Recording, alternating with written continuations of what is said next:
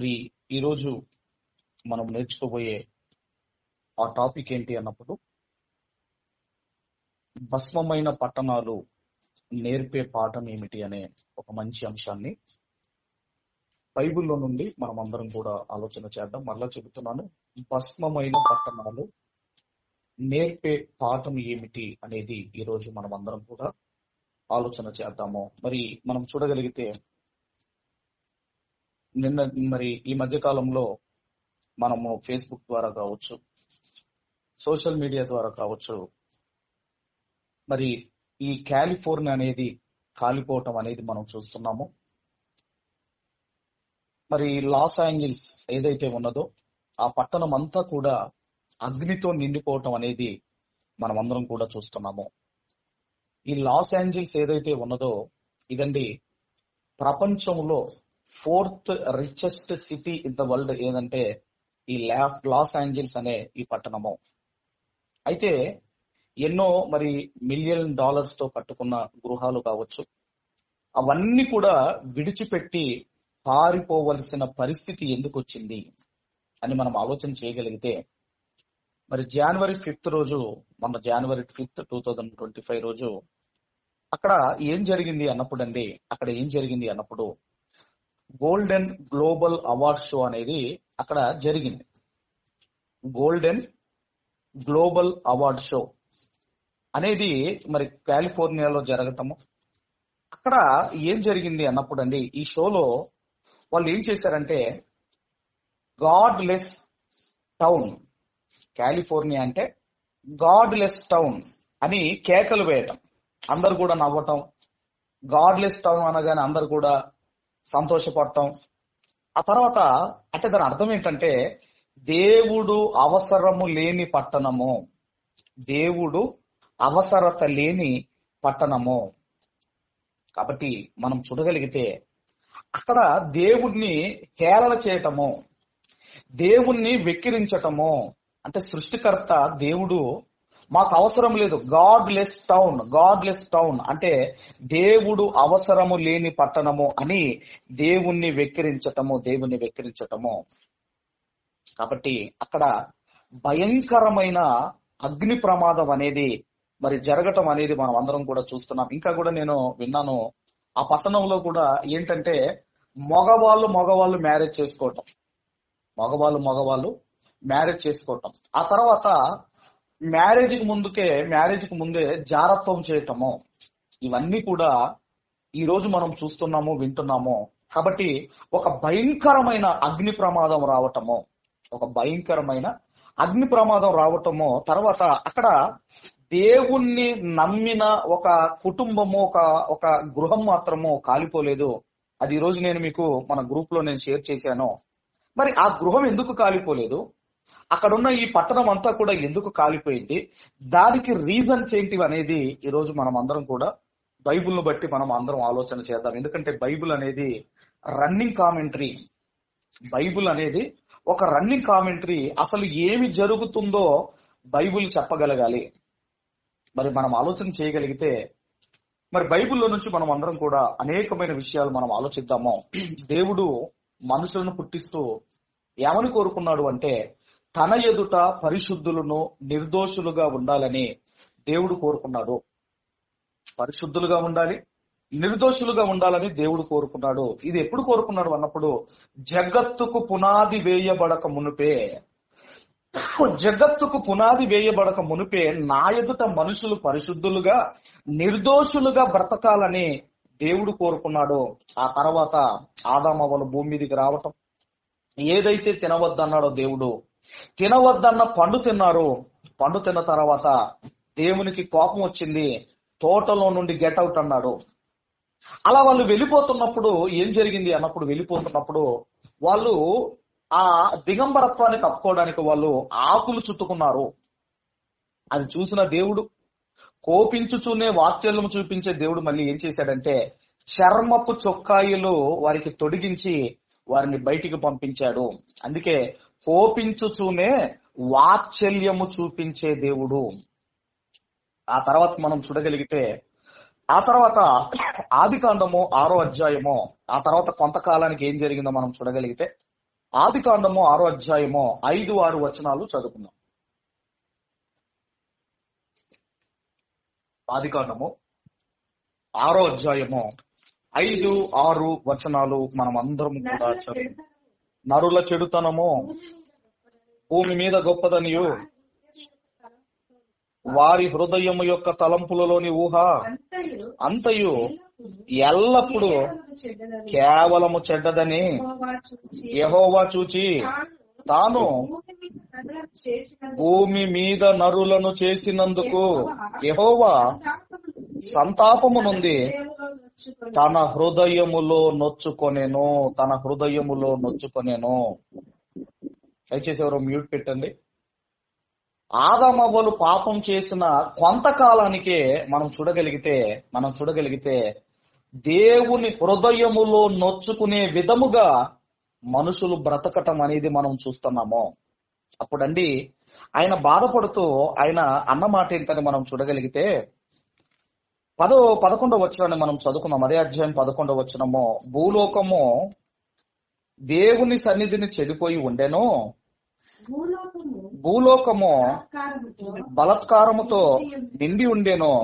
దేవుడు భూలోకమును చూచినప్పుడు అది చెడిపోయి ఉండెను, భూమి మీద సమస్త శరీరులు తమ మార్గమును చెరిపివేసుకొని ఉండిరి. అంటే దేవుడు బాధపడుతున్నాడు. జంతువులు పాడైపోయానో, చెట్లు పాడైపోయానో, సృష్టి పాడైపోయిందనో కాదు, కానీ మనుషులు పాడైపోయారు అని దేవుడు బాధపడుతున్నాడు. అక్కడే ఒక ఆయన మనకు కనపడుతున్నాడు. 7వ అధ్యాయం 1వ వచనంలో, ఆదికాండం 7వ అధ్యాయం 1వ వచనంలో, యెహోవా ఈ తరము వారిలో నీవే నా ఎదుట నీతిమంతుడవై ఉండుట చూచి తిని గనుక నీవును నీ ఇంటి వారును ఓడలో ప్రవేశించుడి. అందరూ చెడిపోతే మనం ఆలోచన చేయగలిగితే నోవాహు గారు ఒక్కరే తన తరములో నీతిమంతుడిగా, నిందారహితుడిగా కనపడుతున్నాడు. ఆ తర్వాత మరి జలప్రలయం రావటం, ఆ తర్వాత నోవాహు గారి ఒక్కటే ఫ్యామిలీ ఓడలోనికి వెళ్ళటం, రక్షించబడటం మనందరికీ తెలుసు. ఆ తర్వాత నోవాహు గారు వారి 3 కుమారుల ద్వారా మరలా సంతానం అనేది అభివృద్ధి చెందటము. అలా కొంతకాలానికే ఆదికాండము 18వ అధ్యాయానికి వచ్చేసరికి ఏమి జరిగిందో మనం అందరం కూడా ఆలోచన చేయగలిగితే, దయచేసి అందరం కూడా ఆదికాండము 18వ అధ్యాయము మనమందరం కూడా 20వ వచనాన్ని మనమందరం కూడా చదువుకుందాము. ఆదికాండము 18వ అధ్యాయము 20వ వచనాన్ని మనమందరం కూడా చదువుకుందాము. మరియు యెహోవా సొదొమ గొమొరాలను గూర్చిన మొర గొప్పది గనుకను, వాటి పాపము బహుభారమైనది గనుకను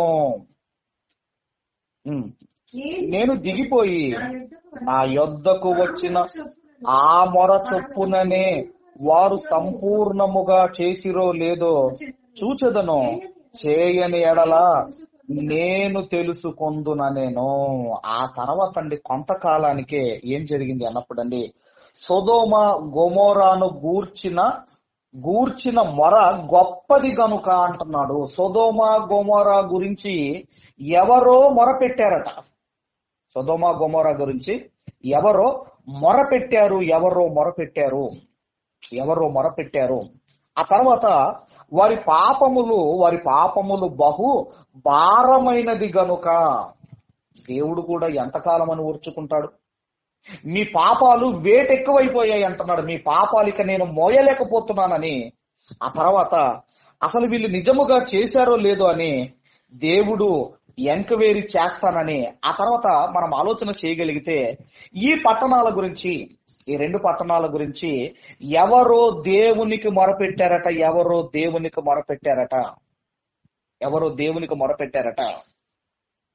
కాబట్టి మనం ఆలోచన చేయగలిగితే ఈ పట్టణాలు ఎలాంటివి అన్నప్పుడండి, ఈ పట్టణాలు కూడా సొదొమ గొమొరా పట్టణాలు కూడా ఇంతకుముందు మనము కాలిఫోర్నియా, ఇవన్నీ లాస్ ఏంజల్స్ అని మనం విన్నాం కదా, ఇవి కూడా వరుస వాయి లేకుండా బ్రతుకుతున్న పట్టణాలు ఇవి. వరుస వాయి లేదు వాళ్ళకు. తర్వాత మనం చూడగలిగితే విచారణ లేదు, తర్వాత వాళ్ళకి ఆహారము సమృద్ధిగా ఉంది. ఆ తర్వాత మనం ఆలోచన చేయగలిగితే మనం చూడగలిగితేనండి, ఈ 2 పట్టణాలు కూడా దేవుడు నాశనము చెయ్యాలి అనుకున్నాడు. అయితే మనం ఆలోచన చేయగలిగితే ఇదిగోనండి, 2 పట్టణాలే నాశనం అయ్యాయా, ఇంకేమైనా దేవుడు నాశనం చేశాడా? అక్కడ మనం వింటున్నాం, ఆ మొర నాకు చేరింది అంటున్నాడు. మరి ఎవరు మొర పెట్టారు? కేవలము సొదొమ గొమొర పట్టణాలు మాత్రమే దేవుడు నాశనం చేశాడని మనం ఆలోచన చేయగలిగితే, కేవలము 2 పట్టణాలనే దేవుడు నాశనం చేయలేదండి. ఇంకా కూడా పట్టణాలు ఉన్నాయి. అది మనం బైబిల్ గ్రంథంలో నుంచి మనం చూడగలిగితే, దయచేసి అందరం కూడా ద్వితీయోపదేశ కాండము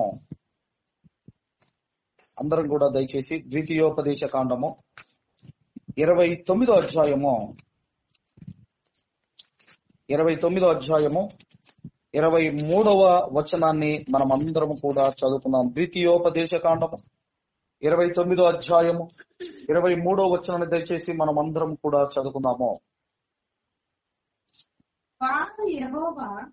వారు యెహోవా తన కోపోద్రేకము చేత నశింపజేసిన సొదొమ గొమొర అద్మా సెబోయిముల వలె ఆ సమస్త దేశమును గంధకము చేతను ఉప్పు చేతను చెడిపోయి బిత్తబడకయో దానిలో ఏదియు బుట్టకయు దానిలో ఏ కూరయు మొలవకయు ఉండుట చూచి. అక్కడ 2 పట్టణాలే కాదు, మరి 2 పట్టణాలు చెబుతున్నాడు. ఒకటి సొదొమ అంటున్నాడు, గొమొర అంటున్నాడు, అద్మా అంటున్నాడు, సెబోయిము అంటున్నాడు. మనకైతే కేవలము 2 పట్టణాలే అగ్ని గంధకము చేత దేవుడు నాశనం చేశాడని మనం అనుకుంటాం. కానీ 4 పట్టణాలను దేవుడు నాశనము చేశాడు. 1 కాదండి, 2 కాదండి, 4 పట్టణాలను దేవుడు నాశనం చేశాడు. 4 పట్టణాలను దేవుడు నాశనం చేశాడు. అలాగే ఇంకా మనం చూడగలిగితే, మనం చూడగలిగితే ఇర్మియా గ్రంథము దయచేసి 49వ అధ్యాయము, ఇర్మియా గ్రంథము 49వ అధ్యాయము 18వ వచనాన్ని మనం అందరం కూడా చదువుకుందాము. ఇర్మియా గ్రంథం 49వ అధ్యాయము 18వ వచనాన్ని మనం అందరం కూడా దయచేసి చదువుకుందాము. సొదొమయు గొమొరాయు వాటి సమీప పట్టణములను పడగొట్టబడిన తర్వాత వాటిలో ఎవ్వడునో కాపురముండకపోయినట్లు ఏ మనుషుడునో అక్కడ కాపురముండడు, ఏ నరుడును దానిలో బస చేయడు. ఇప్పుడు 2 పట్టణాలే కాదండి, దాని సమీప పట్టణములను పడగొట్టిన తర్వాత, సమీప పట్టణములు ఇంతకుముందు ఆద్మా అని అవన్నీ మనం చదువుకున్నాం కదా. ఆ 2 పట్టణాలు మొత్తం మీద 4 పట్టణాలను దేవుడు ఇదిగోనండి ఆయన నాశనం చేశాడు. మరి దేవుడు ఈ పట్టణాలను ఎందుకు ఆయన కాల్చివేశాడు? ఎందుకు ఈ పట్టణాలను కాల్చివేశాడు? ఎందుకంటేనండి, అక్కడ ఘోరమైన వ్యభిచారం జరుగుతుంది, విచ్చలవిడిగా వ్యభిచారం జరుగుతుంది, వాయు వరుస లేకుండా ప్రవర్తిస్తున్నారండి. అయితే ఈ పట్టణాలు నాశనము కాకమునుపు అవి ఎలా ఉన్నాయంటే అందరం కూడా దయచేసి ఆదికాండము 13వ అధ్యాయము దయచేసి అందరం కూడా ఆదికాండము 13వ అధ్యాయం సందర్భం ఏంటంటే అబ్రహాము గారి పశువుల కాపరులకు లోతు గారి పశువుల కాపరులకు మధ్య అక్కడ ఘర్షణ జరగటం, గొడవ జరగటం. ఆ తర్వాత అబ్రహాము గారు అన్నారు, లోతు నీవు కుడివైపుకి వెళితే నేను ఎడమ వైపుకి వెళ్తాను, నువ్వు కుడివైపుకి వెళ్తే నేను ఎడమ వైపుకి వెళ్తాను అని చెప్పటము. అప్పుడు లోతు గారు ఎటువైపు చూసి ఏం కోరుకున్నాడో మనం చూడగలిగితే ఆదికాండం 13వ అధ్యాయం 10వ వచనాన్ని మనం అందరం కూడా చదువుకున్నాము. లోతు తన కన్నులెత్తి యోర్దాను ప్రాంతమంతటిని చూచెను. యెహోవా సొదొమ గొమొర అను పట్టణములను నాశనము చేయక మునుపు సోయరుకు వచ్చు వరకు అదంతయు యెహోవా తోటవలెను ఐగుప్తు దేశము వలెను నీళ్లు పారు దేశమై ఉండెను. అంటే ఈయనకు పశువులు ఉన్నాయి గనక అటువైపు చూసేసరికి పచ్చగా కనిపించేసరికి ఏమనుకున్నాడు అంటే, లోతు గారు నా పశువులకు సమృద్ధిగా ఆహారము దొరుకుతుందని అటువైపు వెళ్ళాడు. అయితే సొదొమ గొమొర్రా పట్టణాలను నాశనము చేయక మునుపది ఎలా ఉందటంటే యెహోవా తోట వలె. యెహోవా తోట అంటే ఏదేను అనే ఒక ప్రాంతములో దేవుడు తోట వేశాడు కదా. ఏదేను అనే ప్రాంతములో అక్కడ 4 నదులు ఆ తోటలో నుండి బయటికి రావటం, 4 నదులు బయటికి రావటము. అంటే ఆ తోట ఎలా ఉందో సొదొమ ప్రాంతాలు అలా ఉన్నాయి అని చెబుతున్నాడు. అలాగే ఇంకేమని చెబుతున్నాడు అంటేనండి, తోట వలెను ఐగుప్తు దేశము వలె నీళ్లు పారు దేశమై ఉండెను. ఐగుప్తు దేశము మనం చూడగలిగితేనండి, నైలు నది ఉంది ఐగుప్తు దేశములో. నైలు నది ప్రవహిస్తుంది గనక ఐగుప్తు దేశములో ఆహారానికి కొరత లేదు, ఆహారానికి కొదవలేదు. ఎందుకంటేనండి 7 సంవత్సరాలు కరువు వచ్చిన ఐగుప్తు దేశములో మనం చూడగలిగితేనండి అక్కడ ఆహారము సమృద్ధిగా పండింది. దానికి కారణం ఏంటంటే నైలు నది ప్రవహిస్తుంది. ప్రపంచంలో పొడవైన నది, లాంగెస్ట్ రివర్ ఏంటంటే నైలు నది. అందుకే ఇటు యెహోవా తోటతో అలాగే ఐగుప్తు దేశముతో సొదొమ గొమొర్రా ప్రాంతాలను పోలుస్తున్నాడు. అలా ఉండేదిదటండి దేవుడు నాశనము చేయక మునుపు. అలా పచ్చగా ఉండేది ఈ సొదొమ గొమొర్రా పట్టణాలు. అందుకే ఇంకా మనం చూడగలిగితే ఇంకా ఈ సొదొమ గురించి వీటి గురించి దేవుడు చెబుతూ మరలా మనం అందరం కూడా యెహెజ్కేలు గ్రంథము, అందరం కూడా పెద్ద ప్రవక్తల్లో ఒక ప్రవక్త యెహెజ్కేలు గ్రంథము, దయచేసి అందరం కూడా యెహెజ్కేలు గ్రంథము 16వ అధ్యాయము, యెహెజ్కేలు గ్రంథము 16వ అధ్యాయము దయచేసి 48వ వచనాన్ని మనం అందరం కూడా చదువుకుందాం. 48, 49 వచనాలు మనం అందరము కూడా చదువుకుందాము. 48, 49 వచనాలు మనం అందరము కూడా చదువుకుందాము. నీవును నీ కుమార్తెలు చేసినట్లు నీ చెల్లెలైన సొదొమ అయినను దాని కుమార్తెలైనను చేసిన వారు కారని నా జీవముతోడు ప్రమాణము చేయుచున్నాను. ఇదే ప్రభువగు యెహోవా వాక్కు. ఏమంటున్నాడంటే నీ చెల్లెలైన సొదొమ చేసిన దోషమేదనగా కొన్ని 100 సంవత్సరాల తర్వాత, ఎక్కడో ఆదికాండములో జరిగినది కొన్ని 100 సంవత్సరాల తర్వాత పెద్ద ప్రవక్త అయిన యెహెజ్కేలు గారి ద్వారా దేవుడు పరిశుద్ధాత్మ ప్రేరణతో రాయిస్తున్నాడు. ఏమని చెబుతున్నాడు అంటేనండి, నీ చెల్లెలైన సొదొమ చేసిన దోషమేదనగా దానికిని దాని కుమార్తెలకును కలిగిన గర్వమును అంటున్నాడు. చూడండి, నంబర్ 1 దానికి ఏముందంటే గర్వం ఉందటండి, గర్వము. నంబర్ 2 ఆహారము సమృద్ధిగా ఉంది. నంబర్ 3 నిర్విచారమైన అంటే విచారము లేదు, బాధ లేదు. నంబర్ 4 సుఖస్థితియు ననునదియే. తర్వాత నంబర్ 5 చెబుతున్నాడు, అది దీనులకును దరిద్రులకును సహాయము చేయకుండెను.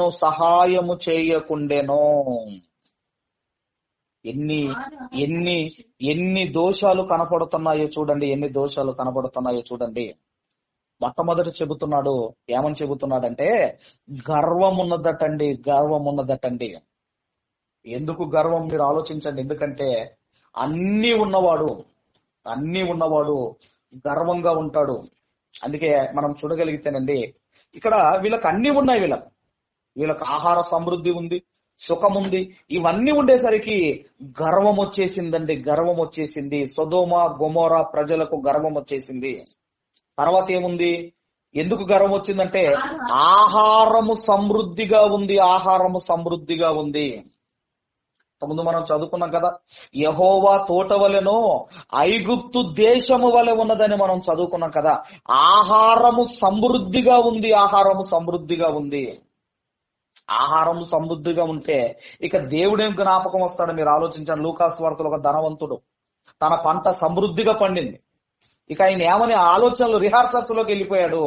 నేను నా ఉన్న కోట్లు విప్పేసి ఇంకా పెద్దవి కట్టుకొని నా ఆహారం అంతా, నా ధాన్యం అంతటిని కూడా నేను దాచుకుంటాను, నేను సమకూర్చుకుంటాను అని మనం చదువుకుంటాము. కాబట్టి వీళ్ళకు కూడా ఆహార సమృద్ధి ఉన్నది. ఆహార సమృద్ధి ఉన్నది. తర్వాత మూడోది ఏమంటే నిర్విచారమైనను అంటే వాళ్ళకి ఏ బాధ లేదండి. ఏ బాధ లేదు, అసలు విచారము లేదు, బాధ లేదు. ఎందుకంటే ఆహారము సమృద్ధిగా ఉన్నది. ఇక ఏం బాధ ఉంటుంది మీరు ఆలోచించండి. విచారము లేదు. అందుకే ఎలా ఉన్నారు వీళ్ళు? 4 చెబుతున్నాడు. ఎలా ఉన్నారు? సుఖస్థితియు. బాధ లేదు కనుకనే ఎలా ఉన్నారంటే సుఖముగా ఉన్నారు. 5వ విషయం చెబుతున్నాడు. ఏమని చెబుతున్నాడంటే అది దీనులకును దరిద్రులకును సహాయము చేయకుండెను. ఎవరైనా దీనులు దరిద్రులు, అయ్యా మాకు ఆహారము లేదు, మాకు ఆహారము పెట్టండి, మాకు ఆహారము దయచేయండి అని ఎవరైనా సహాయం కొరకు, హెల్ప్ కొరకు అడిగినప్పుడు అలా వెళ్ళిన వారిని కూడా పాడు చేశారు. అందుకే బైబిల్ గ్రంథంలో దీనుల మొరను దేవుడు ఆలకిస్తాడు అని మనం చదువుకుంటాము. ఆహారము లేదయ్యా, ఆహారము లేదు, మాకు ఆహారం కావాలి, మాకు ఆహారం పెట్టమని ఈ దీనులు, ఈ దరిద్రులు సమృద్ధిగా ఉన్న సొదొమ గొమొర్రా పట్టణాల ప్రజల దగ్గరికి వెళ్ళినప్పుడు వాళ్ళకు వాయి వరస లేదు కదండి. వాళ్ళకు గర్వము కదా. అందుకే ఈ దీనులను దరిద్రులను కూడా వాళ్ళు పాడు చేశారు. అందుకేనండి దీనుల మొరను దేవుడు ఆలకిస్తాడు. అందుకే ఏమని రాయబడింది? అదే ఇర్మియా గ్రంథంలో పక్క పుస్తకంలో ఇర్మియా గ్రంథం దయచేసి ఇర్మియా గ్రంథం 22వ అధ్యాయము, ఇర్మియా గ్రంథము 22వ అధ్యాయము దయచేసి 16వ వచనాన్ని మనం అందరము కూడా చదువుకుందాం. 22వ అధ్యాయము దయచేసి 16వ వచనాన్ని మనం అందరం కూడా చదువుకుందాం. 16వ వచనాన్ని మనం అందరం కూడా అతడు దీనులకును దరిద్రులకును న్యాయము తీర్చు సుఖముగా బ్రతికెను. అలాగున చేయుటే నన్ను తెలుసుకొనుట కదా. ఇదే యెహోవా వాక్కు. కాబట్టి ఇలాంటివి చేస్తే ఇదిగోనండి దీనులను మనం ఆలోచన చేయగలిగితే దీనుల మొర దేవుని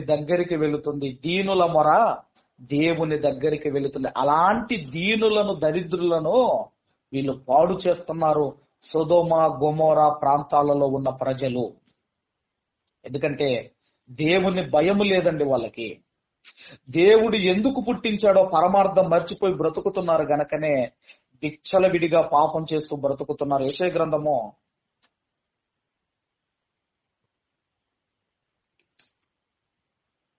3వ అధ్యాయము, యెషయా గ్రంథం 3వ అధ్యాయము దయచేసి 9వ వచనాన్ని మనం అందరం కూడా చదువుకుందాం. 3వ అధ్యాయము యెషయా గ్రంథం పెద్ద ప్రవక్తలో ప్రవక్త 3వ అధ్యాయము 9వ వచనము వారి ముఖ లక్షణమే వారి మీద సాక్ష్యమిచ్చును. వారి ముఖం మీద సాక్ష్యమిచ్చును. అందుకే ఇక్కడ మనం ఆలోచన చేయగలిగితే వారి ముఖ లక్షణమే వారి మీద సాక్ష్యమిచ్చును. తర్వాత తమ పాపమును మరుగు చేయక సొదొమ వారి వలె దానిని బయలుపరచుదురు.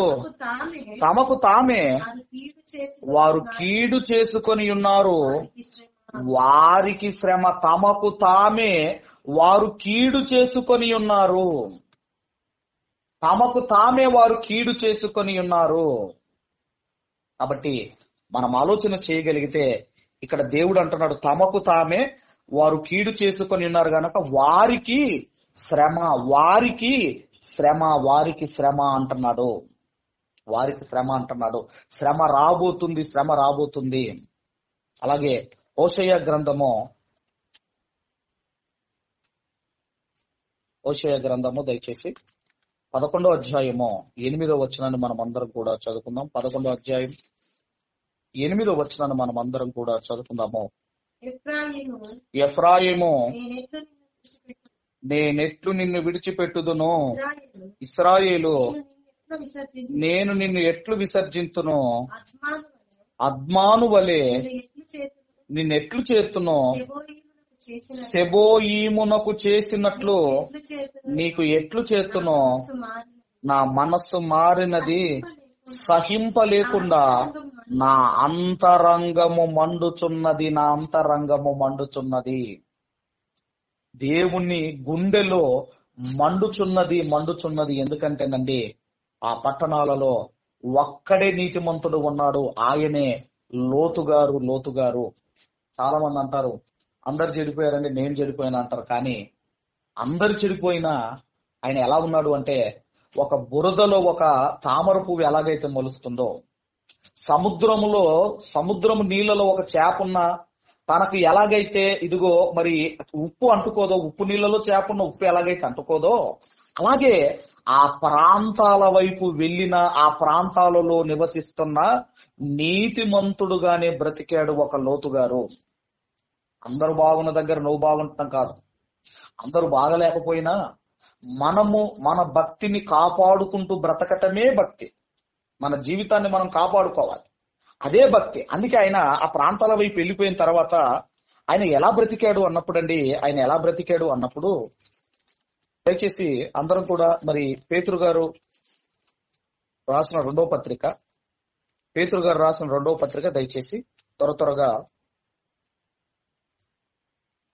2వ అధ్యాయము 6వ వచనము నుండి మనం అందరం కూడా త్వరగా చదువుకుందాం. మరియు ఆయన సొదొమ గొమొరాను పట్టణములను భస్మము చేసి ముందుకు భక్తిహీనులకు వారికి వాటిని దృష్టాంతములుగా ఉంచుటకై వాటిని నాశనము విధించి దుర్మార్గుల కామ వికారయుక్తమైన నడవడి చేత బహు బాధపడిన నీతిమంతుడగు లోతును తప్పించెను. అంటే వాళ్ళ బ్రతుకును చూస్తున్న లోతు గారు హృదయములో నొచ్చుకుంటున్నాడు. హృదయములో అసలు ఎందుకు పుట్టించాడు దేవుడు, ఎందుకు ఇలా బ్రతుకుతున్నారు, వాయు వరస లేకుండా విచ్చలవిడిగా బ్రతుకుతున్నారు, గర్వముతో బ్రతుకుతున్నారు అని లోతు గారండి ప్రతి దినము హృదయములో నొచ్చుకున్నాడు. తర్వాత మనం చూడగలిగితే తర్వాత 8వ వచనం కూడా, ఆ నీతిమంతుడు వారి మధ్యను కాపురముండి తాను చూచిన వాటిని బట్టి వినిన వాటిని బట్టి వారి అక్రమమైన క్రియల విషయములలో దినదినము నీతిగల తన మనస్సును నొప్పించుకొనుచు వచ్చెను. కాబట్టి ఎంతటి దుర్మార్గులు అంటేనండి, ఆ సొదొమ గొమొరా పట్టణాల్లో ఉన్న ప్రజలు ఎలాంటి భయంకరమైన పాపం చేస్తున్నారు అంటే, లోతు గారికి వారి ఇంటికి వచ్చింది దేవదూతలని కూడా మర్చిపోయి వాళ్ళని పాడు చేస్తాం, మేము బయటికి పిలువని పిలుస్తున్నారు. అంటే ఎలాంటి స్థితిలోనికి ఇదిగోనండి సొదొమ గొమొరా ప్రజలు వెళ్ళిపోయారో మనకు అర్థం కావాలి. కాబట్టి అంత ఈజీగా దేవుడు పట్టణాలను నాశనం చేయాలంటే అంత ఈజీగా దేవుడు నాశనం చేయడు. ఒకప్పుడు మనం ఆలోచన చేయగలిగితే పట్టణాలే పాడైపోయాయని మనము బాధపడే వాళ్ళము. ఇప్పుడండి పట్టణాలు కానివ్వండి, గ్రామాలు కానివ్వండి, ఏది పాడవ్వలేదు మీరు ఆలోచించండి. అందుకనండి అక్కడ బాధపడుతున్నాడు. ఒక్కడే నీతిమంతుడు ఉన్నాడు. అందుకే దేవుడు ఏం చేశాడో మనందరికీ తెలుసు. ఆదికాండం 19వ అధ్యాయం దయచేసి, ఆదికాండము 19వ అధ్యాయము దయచేసి 19వ అధ్యాయము 23వ వచనము నుండి మనం అందరం కూడా చదువుకుందాము. 23వ వచనము నుండి, లోతు సోయారుకు వచ్చినప్పుడు ఆ దేశమున సూర్యుడు ఉదయించెను. అప్పుడు యెహోవా సొదొమ మీదను గొమొర్రా మీదను యెహోవా యొద్ద నుండి గంధకమును అగ్నిని ఆకాశము నుండి కురిపించి ఆ పట్టణములను, ఆ మైదానమంతటిని, ఆ పట్టణములో నివసించు వారందరినీ, నేల మొలకలను నాశనము చేసెను. అంటే కొన్ని గంటలలోనే సొదొమ, గొమొర్రా ఇంకా 2 పట్టణాలు ఏమైపోయాయి అంటే, ఇదిగోనండి అగ్ని గంధకము చేత భస్మమైపోయాయి. మనం సల్ఫ్యూరిక్ యాసిడ్ అంటాం కదా, ఒరిజినల్ యాసిడ్ అండి. సొదొమ, గొమొర్రా పట్టణాల మీద దేవుడు కురిపించాడు. ఎందుకంటే ఎంత భయంకరంగా పాపం చేశారో మీరు ఆలోచించండి. ఎంత భయంకరంగా చెడిపోయారో మరి మనం ఆలోచన చేయగలిగితే, ఆ పట్టణాలు నాశనము కావడానికి గల కారణం ఏంటంటే గర్వం ఉన్నది. వాళ్ళకి గర్వం ఉన్నది, ఆహారము సమృద్ధిగా ఉన్నది, అందువల్ల వాళ్ళకు విచారము లేదు, సుఖము అనుభవిస్తున్నారు. ఆ తర్వాత దీనులను దరిద్రులను బాధ పెట్టారు. కాబట్టి ఈరోజు మనము ఆ లాస్ ఏంజల్స్ లో మనం చూస్తున్నాము, మాకు దేవుడు అవసరం లేదు, గాడ్లెస్ సిటీ అటండి, గాడ్లెస్ సిటీ అట. దేవుడు అవసరము లేని పట్టణము. దేవుడు అవసరం లేకపోతే ఎలాంటి పరిస్థితి ఉంటుందంటే, ఒక మనిషికి తలకాయ లేకపోతే ఎలా ఉంటుందో, కోడికి తల లేకపోతే ఎలా ఉంటుందో, మనిషికి దేవుడు అవసరము లేదు అనుకుంటే అలా ఉంటుంది ఈ ప్రపంచం. కాబట్టి మనం ఆలోచన చేయగలిగితే, కాలిఫోర్నియా కాలిపోయింది, ఇదిగోనండి లాస్ ఏంజల్స్ అంతా కూడా అగ్ని మంటల చేత ఏమైపోయారంటే పరుగులెత్తారు. ఇలా తగలబడుతున్నప్పుడు ఏమంటారంటే, ప్రకృతి కన్నెర్ర చేసింది అంటారు. అసలు ప్రకృతికి కన్నున్నదని ఎవడు చూశాడు? ప్రకృతికి దాని కన్ను ఎర్ర చేసిందని ఎవడు చూశాడు? ప్రకృతి కన్నెర్ర చేయటం కాదు, దాని వెనకాల ఉన్న దేవుడు కన్నెర్ర చేశాడు, ఒక్కొక్కడిని పరిగెత్తించాడు. అందుకేనండి సొదొమ, గొమొర్రా పట్టణాలు కొన్ని గంటలలోనే భస్మమైపోయాయి. కాబట్టి మనం ఆలోచన చేయగలిగితే, దేవుడు ఎప్పుడు కూడా అంత తొందరపడి డిసిషన్ తీసుకునేవాడు కాదు. దేవుడు కూడా టైం ఇస్తాడు. దేవుడే వద్దంటే మరి ఆ మనిషి ఎందుకు భూమి మీద? మనం ఆలోచన అన్ని దేవుడిచ్చిన అనుభవిస్తున్నాం. ఈ రోజు మనం ఈ బ్రతుకు కానివ్వండి, సృష్టి కాని అన్ని దేవుడిచ్చిన అనుభవిస్తూ, దేవుడు వద్దు అంటే దేవుడు ఎలా ఒప్పుకుంటాడు? ఇంకా మనము చూడగలిగి మరి మనం ఏం నేర్చుకోవాలి ఈ పాఠాన్ని బట్టి? మనం ఏమి నేర్చుకోవాలి అన్నప్పుడు దయచేసి అందరం కూడా అపోస్తులైన పౌలు గారు తిమోతి గారికి రాసిన 2వ పత్రిక,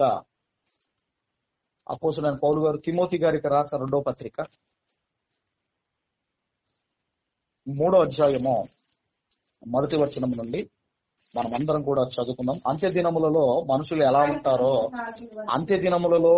ఎలా ఉంటారో అపోస్తులైన పౌలు గారు తిమోతి గారికి రాస్తూ 3వ అధ్యాయం 1వ వచనం నుండి, అంత్య దినములలో అపాయకరమైన కాలములు వచ్చునని తెలుసుకొనుము. ఎలాగనగా మనుషులు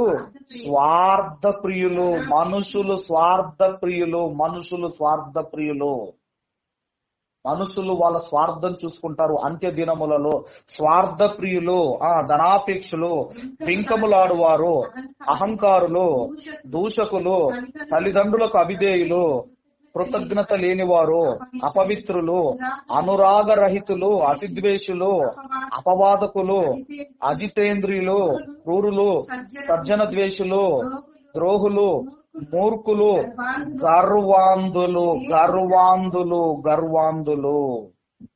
గర్వాంధులు. దేవునిలోనికి వచ్చిన తర్వాత కూడా మనలో గర్వము ఉండకూడదు. గర్వాంధులు అంటున్నాడు. ఇంకా ఏమంటున్నాడు అంటేనండి తర్వాత,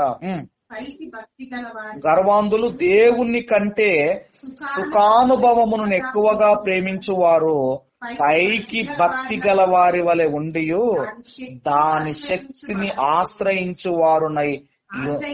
ఆశ్రయించని వారనై యుందురు. ఇట్టి వారికి విముఖుడవై యుండుమో. అక్కడ ఏమంటున్నాడు అంటేనండి, అక్కడ దేవుని కంటే సుఖానుభవమును ఎక్కువగా ప్రేమించువారు. ఆ వీడియో మీరు చూసారో లేదో, గాడ్లెస్ సిటీ అనగానే అందరు కూడా తెగ నవ్వుతున్నారు, నవ్వుతున్నారు, తెగ నవ్వుతున్నారు. కాబట్టి దేవుని కంటే సుఖానుభవమును మనం ఏ స్థితిలో ఉన్నా ఆ స్థితి దేవుని వలన మనకు అనుగ్రహించబడినది.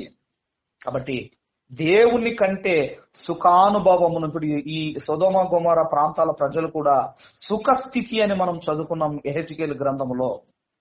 అంటే మనిషి సుఖానికి అలవాటు పడితే దేవుణ్ణి మర్చిపోతాడు. కాబట్టి సుఖానుభవమును, తర్వాత ఇవన్నీ కూడా పైకి భక్తి గల వారి వలె ఉండి దాని శక్తిని ఆశ్రయించని వారునై యుందురు. భక్తిలో శక్తి ఉన్నదని మనకు అర్థం కావాలి. మనకు భక్తి ఉండాలి, ఆ భక్తికి శక్తి ఉండాలి. భక్తికి శక్తి ఉండాలి. ఎలాంటి శక్తి ఉండాలంటే, యెహోషువ గారికి భక్తి ఉంది. ఆయన భక్తికి సూర్య చంద్రులను ఆపే శక్తి ఉంది. సోలార్ పవర్ అంటాం కదా మనం. సో ఆ శక్తిని ఆపగలిగాడు యెహోషువ గారి భక్తి. అలాగే ఏలియా గారు కూడా, ఆయన కూడా 3.5 సంవత్సరములు వర్షము కురవకుండా ఆయన కూడా ఆపగలిగాడు. వర్షంతో ఏమవుద్దంటే, వర్షాలతో ఆ తర్వాత డ్యాములు నిండటం, ఆ డ్యాముల దగ్గర పవర్ అనేది ప్రొడ్యూస్ అవ్వటము, పవర్ అనేది ఉత్పత్తి అవ్వటము. అంటే ఆయన కూడా భక్తి ఉంది, ఆ భక్తికి కూడా శక్తి ఉంది. మనకు భక్తి ఉండాలి, దానికి శక్తి ఉండాలి అంటున్నాడు దేవుడు. చివరిగా మరొక మాట చూసుకొని మనం ముగింపులోనికి వెళ్ళిపోదాం. దయచేసి అందరం కూడా మత్తయి సువార్త 11వ అధ్యాయము 23వ వచనాన్ని మనం అందరం కూడా చదువుకుందాం. మత్తయి సువార్త 11వ అధ్యాయము 23వ వచనాన్ని మనం అందరం కూడా చదువుకుందాం. కపెర్నహూమ, ఆకాశము మట్టునకు హెచ్చింపబడెదవా, నీవు పాతాళము వరకు దిగిపోయేదవు. కపెర్నహూమ అంటున్నాడు. కపెర్నహూమ అనగానే మనందరికీ తెలుసు, యేసుక్రీస్తు వారు పుట్టిందేమో యూదా దేశం బెత్లెహేములో, ఆయన పెరిగిందేమో నజరేతులో, గలిలయ దేశంలో. అక్కడే ఏముందన్నప్పుడు కపెర్నహూమ అక్కడికి దగ్గరలో ఉంటదండి. అక్కడే ఆయన ఏం చేశాడంటే, కపెర్నహూమును ఆయన సెంటర్ గా చేసుకున్నాడు. కపెర్నహూమును ఆయన ఏం చేసుకున్నాడంటే ఒక సెంటర్ గా అక్కడే ఉండేవాడు. అక్కడి నుంచి ఏ ప్రాంతానికైనా వెళ్ళేవాడు. అలాంటి ప్రాంతంలోనే చాలా అద్భుతాలు కూడా ఈ కపెర్నహూములోనే చేయటము. అందుకే కపెర్నహూమ, ఆకాశము మట్టుకు హెచ్చింపబడేదవా, నీవు పాతాళము వరకు దిగిపోవదువు. నీలో చేయబడిన అద్భుతములు సొదొమలో చేయబడిన ఎడల అది నేటి వరకు నిలిచియుండును. ఈరోజు సొదొమ అనే ప్రాంతంలో ఏమున్నాయన్నప్పుడు అండి, అదొక చౌడు నేలగా మారిపోయింది. గాజుమయం అయిపోయింది. భూమి అంతా కూడా గాజుమయం అయిపోయింది. ఒకవేళ మీ దగ్గర చేసిన అద్భుతాలు ఆ పట్టణంలో చేసుంటే వాళ్ళు ఎప్పుడో మారిపోయేవారని యేసుక్రీస్తు వారు బాధతో మాట్లాడుతున్నాడు. కాబట్టి మనం ఆలోచన చేయగలిగితే వాళ్ళకు గర్వం ఉన్నది. ఆ తర్వాత వాళ్ళకు ఏమున్నదన్నప్పుడు వాళ్ళకు ఇదిగోనండి ఆహార సమృద్ధి ఉన్నది. ఆ తర్వాత విచారము లేదు, సుఖముగా ఉన్నారు. దీనులను దరిద్రులను వాళ్ళు బాధించారు. అందుకేనండి ఈరోజు ఈ అగ్ని ప్రమాదం అనేది మనం చూస్తున్నాం. మరి ఎలాంటి అగ్ని ప్రమాదాలు జరుగుతున్నప్పుడు మరి దేవుడు కాపాడడా అన్నప్పుడు అండి, నేను ఆల్రెడీ ఒక పోస్టర్, ఒక ఇమేజ్ పెట్టాను. అందులో అన్ని ఇల్లులు తగలబడ్డాయి, కానీ అన్ని ఇల్లు కాలిపోయాయి, కానీ ఒక ఇల్లు మాత్రం కాలిపోలేదు. మరి ఎందుకు అలా జరిగింది అన్నప్పుడు అండి, మనందరికీ తెలుసు బైబిల్ గ్రంథంలో మరి నెబుకద్నెజర్ రాజు షడ్రక్, మెషక్, అబేద్నెగోలను అగ్నిగుండంలో వేయటము, అగ్నిగుండములో వేసిన తర్వాత వాళ్ళ వెంట్రికలు కూడా కాలిపోలేదు. మనందరికీ తెలుసు. ఒక దేవదూత వెళ్ళటం, ఒక దూత వెళ్తాము, ఆ తర్వాత ఆ ముగ్గురిని కాపాడటము. అప్పుడు నెబుకద్నెజర్ రాజు అంటాడు, నేను వేసింది ముగ్గురినైతే నలుగురు కనబడుతున్నారని ఆయనే సాక్ష్యం ఇవ్వటము. అంటే మనం ఆలోచన చేయగలిగితే, దేవుని కొరకు మనం బ్రతికినప్పుడు, దేవునికి నీకు ఈ భూమి మీద అవసరత ఉంది అనుకుంటే, అగ్ని ప్రమాదాలు జరిగిన, ప్రకృతి ప్రమాదాలు జరిగిన, భూకంపాలు వచ్చినా ఏవొచ్చినా దేవుడు మనల్ని కాపాడుకుంటాడు. కాబట్టి మనం ఆలోచన చేయగలిగితే, పట్టణాలు ఈ రోజు అన్ని కూడా పాడైపోతున్నాయి. కాబట్టి మన ఆత్మీయ జీవితాలను కాపాడుకుందాము. మనము కూడా ఇదిగో మన ఆత్మీయ జీవితాలను వాక్యముతో మనల్ని మనం కాపాడుకుందాము. మరి ఈ మాటలు వినాలని దేవుడు మనల్ని సజీవ లెక్కలో ఉంచాడు. కాబట్టి అందరితో ప్రేమగా బ్రతుకుదాము, అందరితో ప్రేమగా ఉందాము. అందరము కూడా దేవుని కొరకు ఉన్నతముగా బ్రతికి మనమందరం కూడా దేవుడున్న లోకానికి సిద్ధపడాలని కోరుకుంటాం. నేను ఆ మాటలు ముగిస్తున్నాను. దేవుడు మనందరిని దీవించి ఆశీర్వదించును గాక. ఆమేన్.